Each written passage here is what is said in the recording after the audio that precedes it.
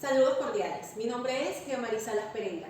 Hoy vamos a referirnos a la cuarta unidad de la materia Derecho Mercantil General. Debido a lo largo de la unidad, vamos a dividirla en varios bloques y a medida que vayamos desarrollando la actividad, voy proporcionando una diapositiva para que tengamos una idea qué puntos vamos a tratar en ese bloque. Comencemos entonces con el pago. El pago es el cumplimiento de una obligación de dinero adquirida. Es una dación de sueldo o jornal. Es la entrega de una cantidad de dinero debida a raíz de una deuda, un bien o un servicio que fue prestado. Y es la principal forma de extinción de las obligaciones. El pago puede ser ordinario, realizado por el librado, o extraordinario, realizado por cualquiera de los demás firmantes. Puede ser voluntario, que se realiza mediante el requerimiento del portador, o puede ser un pago forzoso, que se realiza a través de la acción cambiaria. El pago también puede ser directo, realizado por el aceptante, o cualquiera de los demás avalistas, o de regreso realizado por cualquier otro obligado. Como dije antes, el pago es una forma de extinción de las obligaciones legales. Según lo establecido en el Código Civil venezolano, existen diferentes medios para cancelar una obligación y el pago es una de ellas.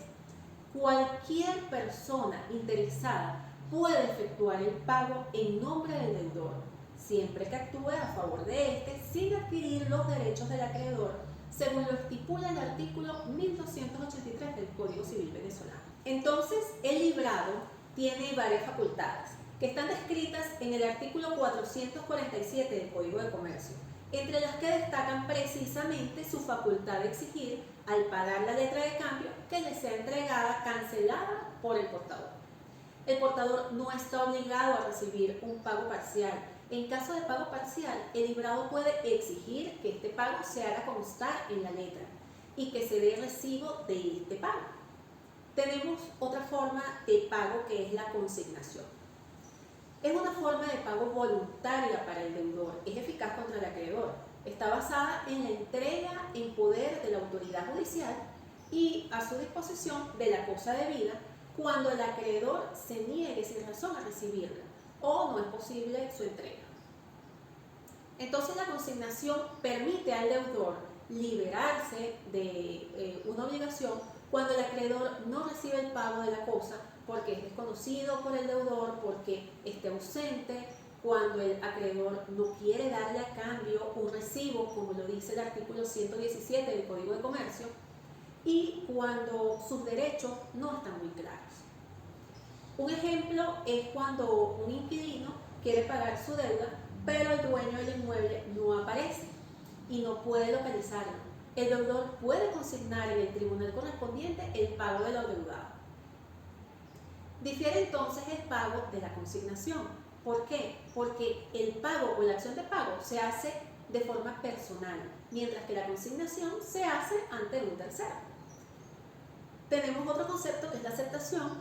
En una letra de cambio es un acto jurídico donde se coloca la palabra acepto o aceptamos. Consiste en la manifestación del librado de pagar la letra. La presentación, por su parte, es el acto de exigir la aceptación, el pago de una letra de cambio o documento similar. Es un requisito indispensable la presentación o exhibición del documento, ya que este representa la única prueba decisiva. Se realiza por el portador ante el librado en el lugar que indique la letra de cambio o en el domicilio del librado, si no especificaron el lugar de pago. En las acciones cambiarias, el portador tiene el derecho de ejercerlas en contra del o los endosantes del librador y de los demás obligados, si el pago en el tiempo establecido no se realizó. Según el artículo 451 del Código de Comercio, el portador podrá ejercer, como se dijo, recursos o acciones contra los endosantes, el librador y los demás obligados en los casos en que para el día del vencimiento del pago este no se realizó, incluso antes si se ha rehusado la aceptación. Si el librado, aceptante o no, está en quiebra. Si éste ha incumplido con los pagos aún cuando no conste en una resolución judicial. O por embargo de sus bienes que haya resultado impracticable o infructuoso.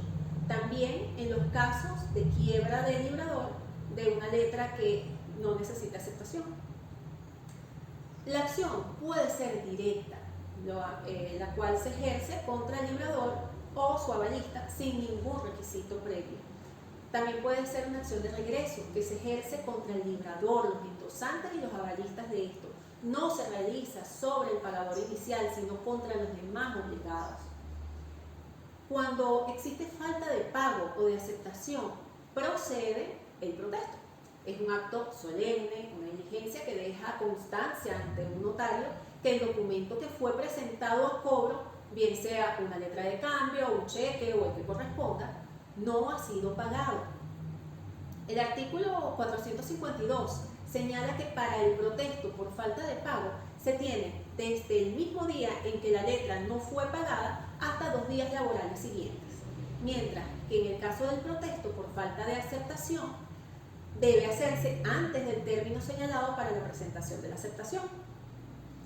Si el librado solicita una segunda presentación, según el artículo 432 del Código de Comercio, el protesto puede ser sacado al día siguiente. El protesto por falta de aceptación exime de la obligación de presentar la letra a su pago y de sacar el protesto por falta de pago. Una manera de dispensarse del protesto es insertar una cláusula que exprese sin protesto o libre de protesto. El endosante tiene acción de reembolso en contra de todas aquellas firmas que han antecedido a la suya en el documento, es decir, contra el librador, el aceptante, endosantes previos y avalistas. El avalista tiene acción en contra de la persona avalada y todas las personas contra quien es avalado tendría acción de haber pagado el documento. La acción causal se fundamenta en la relación subyacente que originó la emisión del título valor. Podrá accionarse restituyendo el título al demandado y procederá solo si el actor ejecutó todas las acciones necesarias para que el demandado pueda ejercitar las acciones que pudieron corresponder según el título valor. La acción causal surge cuando el título de crédito ha prescrito la acción cambiaria directa, o sea, que no se ejecutó la acción mercantil cuando correspondía. Entonces se debe devolver el título al demandado porque debe acreditarse el acto jurídico subyacente, la causa que le dio origen, sea un préstamo, sea un arrendamiento, la causa primaria. ¿Okay? Entonces, ¿quién puede ejercer la acción causal? El titular original, porque la causa fue entre el titular y el suscriptor. La prescripción y la caducidad en las acciones cambiarias son derechos reales. La prescripción es un medio de adquirir un derecho o de librarse de una obligación por el transcurso del tiempo de acuerdo con la ley. Puede ser declarada o debe ser declarada por un juez para poder tener efecto. El acreedor, en este caso, ha permanecido pasivo para cobrar sus acreencias. En la prescripción adquisitiva o usucapión se posee un bien ajeno en condiciones fijadas por la ley, obteniéndose un derecho real. Como se adquiere el derecho, se llama adquisitiva. En la prescripción extintiva o liberadora se pierde un derecho por haber dejado pasar un tiempo sin reclamar el derecho por parte de quien lo tenía. La prescripción extingue la acción, pero no extingue el derecho. El pago realizado cuando el derecho ha prescrito es válido, pero el derecho no se extingue. Los plazos en este caso son largos. El artículo 132 del Código Civil da 10 años para verificar la prescripción ordinaria en materia mercantil. Debe ser alegada por el beneficiario y se puede interrumpir mediante envío de requerimiento. Pero ahí estaríamos ya hablando de prescripción extraordinaria.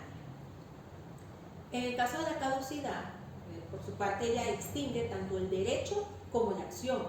El pago realizado por el deudor cuando el derecho ha caducado es un pago de lo indebido.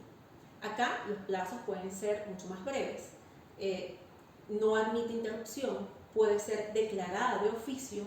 La caducidad también es una figura donde el derecho se extingue al dejar pasar el tiempo que se había establecido sin que se ejercitara. En el caso del aval, la Sala de Casación Civil, en sentencia de 1969 determinó 3 años a partir de la fecha de vencimiento. El pagaré es un título de crédito ampliamente usado donde está implícita una promesa de pago de un deudor contra un acreedor en un plazo y en un tiempo determinados. Es endosable, es un título a la orden, que tiene que tener la mención de que es un pagaré, la promesa incondicional de pago, nombre del beneficiario, fecha de vencimiento y lugar. De lo contrario, es el domicilio del deudor. También tiene que tener la fecha de suscripción, lugar y firma del deudor para que tenga validez. El artículo 479 del Código de Comercio define 3 años para que prescriban las acciones contra el aceptante de una letra de cambio, mientras que señala que 1 año contra los endosantes y el librador a partir de la fecha de protesto. Por otro lado, las acciones de los endosantes contra los otros o contra el librador prescribe a los 6 meses a partir del reembolso o del día de la demanda. Por su parte, la interrupción de la prescripción solo tiene efecto sobre el cual haya tenido dicha interrupción. El régimen cambiario son políticas asumidas por un país en función al valor de su moneda, con respecto a otras divisas o patrones de referencia. Hay un tipo de cambio fijo donde el Banco Central compra y vende a tasas determinadas las divisas, y hay un tipo de cambio flexible donde el Banco Central se abstiene de intervenir. De la unión de ambos se presenta el régimen cambiario mixto. En Venezuela hay control de cambio y anteriormente se impedía comercializar en divisas dentro del país, pero actualmente incluso las letras de cambio pueden ser llenadas en dólares, lo que permite hasta cierto punto disminuir el impacto de la inflación. El cheque es un instrumento financiero usado como medio de pago mediante el cual una persona dispone de su dinero contenido en una cuenta corriente. Nos dice que se originó en el Reino Unido en el siglo XVIII, pero desde el siglo XVI los holandeses usaron los cheques. Por su naturaleza es un título de pago, su circulación es ocasional. Entre los tipos de cheque tenemos cheque portador, de nómina, cruzado, de caja, conformable, de viajero, bancario, cheque para abonar en cuenta bancaria. Son muchos los tipos de cheque. Les dejo un cuadro donde se muestra de manera ordenada cada tipo de cheque. Debe expresarse en él la cantidad a pagar, fecha, estar suscrito por el librador. También pueden ser al portador. El artículo 491 establece que en el cheque son aplicables las disposiciones de las letras de cambio referentes a endoso, aval, firma de personas incapaces, falsas o falsificadas, vencimiento, protesto, etc. En el mismo código se lee que debe ser presentado al librado 8 días siguientes a su fecha de emisión, si se emitió en la misma plaza, y 15 días si es emitido en un lugar distinto, cosa que creo que no se cumple desde hace años, porque yo he presentado cheques al mes que me los han dado y me los han pagado. Ahora sé que he podido perder mi acción contra los endosantes, según lo establece el artículo 498 del JUSDE, incluso contra el librador, si no hubiese tenido dinero para cubrirlo. Dentro de las acciones civiles y penales estarían multas y arresto, pero si ya va a una parte penal, entonces habría que referirse al Código Penal.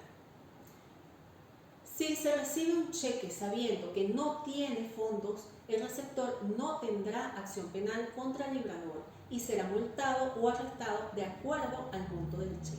Bien, vamos a hablar de las cartas órdenes de crédito. Tienen por objeto realizar un contrato de cambio condicional entre el dador y el tenedor, siempre que éste use el crédito que le otorga el dador. Es muy usada en operaciones comerciales internacionales para reducir los riesgos de la negociación y brindar una garantía económica o un vínculo formal. El artículo 497 del Código de Comercio, por su parte, exige que se designe el tiempo que el tomador hará uso de ella, cantidad de crédito y su firma. Los artículos del 498 al 502 EJUSDE tratan sobre las obligaciones del dador y del tomador. Es así como el dador no puede revocar la carta de crédito, porque de lo contrario será responsable de los daños y perjuicios que se originen al tomador. El dador pagará a su corresponsal el monto que éste entregue al tomador. Por su parte, el tomador deberá dejar en la carta constancia de lo recibido y si solo se le pagó una parte, podrá pedir copia autorizada de la carta y recibos al encargado de entregar los fondos. Si la carta no es pagada al portador, podrá introducir el protesto. Refiriéndonos a la cuenta corriente, esta está referida en el artículo 503 del Código de Comercio. Es un contrato donde una persona, ya sea natural o jurídica, deposita dinero en un banco para ser resguardado y ser girado en cheques según la necesidad del titular de la cuenta. Hoy día debemos resaltar que la cuenta corriente, además de los cheques, puede ser manejada a través de tarjetas de débito, pagos electrónicos y demás recursos disponibles en la actualidad. Refiriéndonos al préstamo mercantil, en el artículo 527 del Código de Comercio, dice que concurre cuando alguno de los contratantes sea comerciante y que las cosas prestadas sean destinadas al comercio. Todas las demás generalidades del préstamo están contenidas en los artículos 528 al 531 ajuste. Conocer las distintas transacciones comerciales, mercantiles, es muy importante para nosotros como profesionales. Conocer todos estos conceptos, obviamente también. Muchas gracias.